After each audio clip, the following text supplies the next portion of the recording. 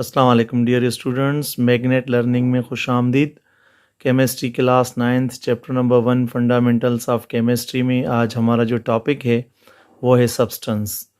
Substance हम किसे कहते हैं? Substance is a piece of matter in pure form.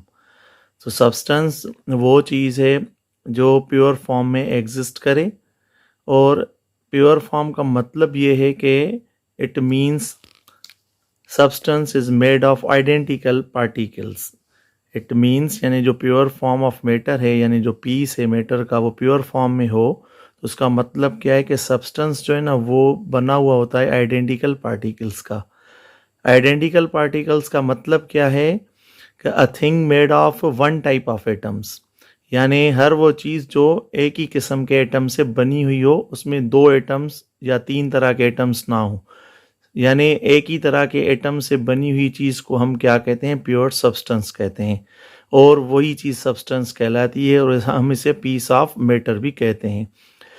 इसमें क्या होता है वन टाइप ऑफ एटम में, यानी जो भी एटम्स होंगे आइडेंटिकल, वो सेम साइज़ में होंगे और उनकी प्रॉपर्टीज सेम होंगी। यानी अगर हम कहें कि एक आयरन की शीट है, जिस तरह हम यहाँ पर देखें, ये एक हम आयरन की शीट बना रहे हैं।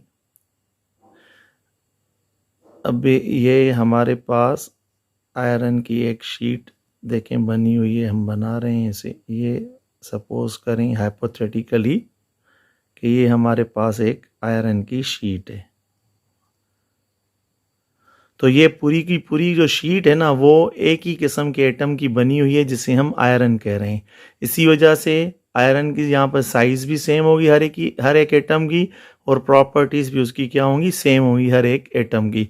तो इसी वजह से हम कहते हैं सब्सटेंस क्या है? पीस ऑफ मैटर होता है इन प्योर फॉर्म, यानी वो चीज़ जो आइडेंटिकल पार्टिकल्स की बनी हुई हो, यानी एक ही किस्म के एटम्स की।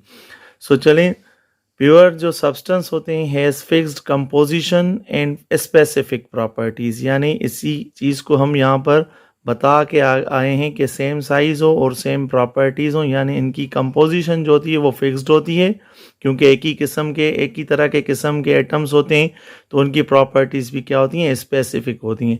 और प्रॉपर्टीज़ से हम मुराद फिज़िकल प्रॉपर्टीज़ भी लेते हैं और केमिकल प्रॉपर्टीज़ भी लेते हैं। एग्जाम्पल्स देखें प्योर सब्सटेंस के। दो किस्म के सब्सटेंस हम पढ़ते हैं आमतौर पर, आयोनिक भी पढ़ते हैं, कोवेलेंट कंपाउंड्स भी पढ़ते हैं। तो प्योर सब्सटेंस जो होते हैं ना वो आयोनिक भी होते हैं, कोवेलेंट भी होते हैं। जिस तरह वाटर है कोवेलेंट है, डायमंड है, डायमंड एक चीज़ है भाई, ठीक है। टिन है, सक्रोज हम प्योर शुगर को कहते हैं, टेबल साल्ट हम आमतौर पर घर पे यूज़ करते हैं, नमक, बेकिंग सोडा, सोडियम कार्बोनेट जो होता है। तो ये सब्सटेंस के हवाले से हमने आज पढ़ा है कि सब्सटेंस क्या होता है? Piece of matter in pure form हो, यानी एक ही किस्म के एटम से बनी हुई जो चीज़ हो उसे हम क्या कहते हैं? सब्सटेंस कहते हैं। ये सब्सटेंस जो है ना वो एलिमेंट या कंपाउंड हो सकता है। जिस तरह हमने ऊपर की मिसालें दी हुई हैं कि यहाँ पर हमने बताया कि भाई कोवेलेंट बॉन्ड भी होते हैं, कोवेलेंट कंपाउंड्स भी होते हैं, आयोनिक कंपाउंड्स भी होते हैं, और वो आइडेंटिकली जो है ना बने हुए होते हैं, किसी बगैर किसी मिक्सचर के आइडेंटिकल एक स्ट्रक्चर देते हैं। तो सब्सटेंस क्या होते हैं? एलिमेंट भी हो सकते हैं और कंपाउंड भी हो सकते हैं।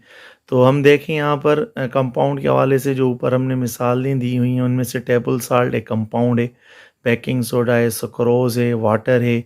और इसी तरह एलिमेंटल फॉर्म में जो हम देखते हैं pure matter, pure piece of matters के, वो हैं जैसे टिन है, वही डायमंड है, आयरन है। तो चलें एलिमेंट की तरफ चलते हैं। भाई एलिमेंट क्या होता है? Element it is a substance made of same types of atoms, यानी है जो भी कोई एलिमेंट होगा वो अपने ही किसी एटम्स के सेम टाइप से बना हुआ होगा। जिस तरह कार्बन एलिमेंट है तो उसके एटम्स कार्बन के ही होंगे, हाइड्रोजन एलिमेंट है तो हाइड्रोजन एलिमेंट्स के एटम जो होंगे वो हाइड्रोजन के ही होंगे। तो इसी तरह यानी ये सब्सटेंस होता है, एलिमेंट एक सब्सटेंस है जो सेम टाइप्स ऑफ एटम से बना हुआ होता है। It is same atomic number, means जो एलिमेंट होते हैं जिन एटम से बने हुए होते हैं उनका एटॉमिक नंबर सेम ही होगा। अगर कार्बन अपने ही किस्म के 2 3 4 एटम से बना हुआ होगा, तो उस कार्बन एटम का जो एटॉमिक नंबर होगा हर एक का वो 6 ही होगा। तो इसी वजह से एलिमेंट के जो एटम हैं उनके एटॉमिक नंबर सेम ही होंगे, कोई भी यानी आइडेंटिकली किसी एटम से वो बना हुआ होगा तो। और it can not be decomposed into simple substances by any chemical or ordinary chemical reaction। यानी आम तौर पर जो केमिकल रिएक्शन होते हैं, आम तौर पर नॉर्मली जो हम देखते हैं, हम एलिमेंट को उसमें डिकम्पोज यानी ब्रोकन आउट नहीं कर सकते, एलिमेंट को हम तोड़ नहीं सकते।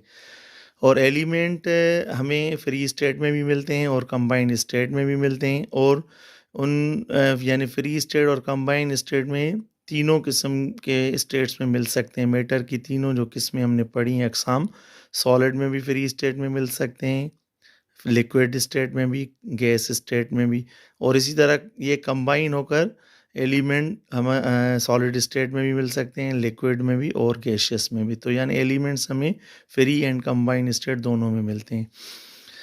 अब तक जो एलिमेंट्स दरियाफ्त हो चुके हैं वो 118 एलिमेंट्स जो अब तक के दरियाफ्त हो चुके हैं। Elements are found in all 3 common states of matter. Elements हमें 3 किस्म के स्टेट्स ऑफ मैटर में मिलते हैं, solid, liquid and gas. Solid की मिसालें जिस तरह कॉपर है, गोल्ड है, जिंक है, और लिक्विड में मरकरी और जिस तरह ब्रोमाइन है। Gas hydrogen, oxygen, nitrogen. तो ये 3 कॉमन स्टेट्स ऑफ मैटर हैं जिनमें हमें तीनों में कोई ना कोई एलिमेंट जो है ना ऑकर होते हैं, मिलते हैं। डिवीजन ऑफ एलिमेंट्स की तरफ चलते हैं। Elements are divided into 3 categories, metals, non metals, metalloids. Metals हम कौन से एलिमेंट्स को कहते हैं? जो conductor of heat and electricity हो, यानी कंडक्ट कर सकें, जिस तरह आयरन हो, गोल्ड है, सिल्वर है, और इसी तरह एल्यूमिनियम है।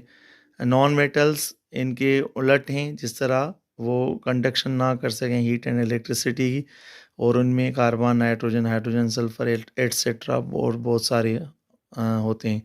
और तीसरी जो कैटेगरी है वो मेटलॉइड। मेटलॉइड्स हम उन एलिमेंट्स को कहते हैं जिनमें ये मेटल्स और नॉन मेटल दोनों की खुसूसियात मौजूद हों, जिस तरह टिन, आर्सेनिक और antimony.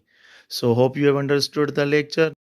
Thanks for watching this video at Magnet Learning. So don't forget to like our videos, subscribe our channel, and also share the videos. Thank you very much.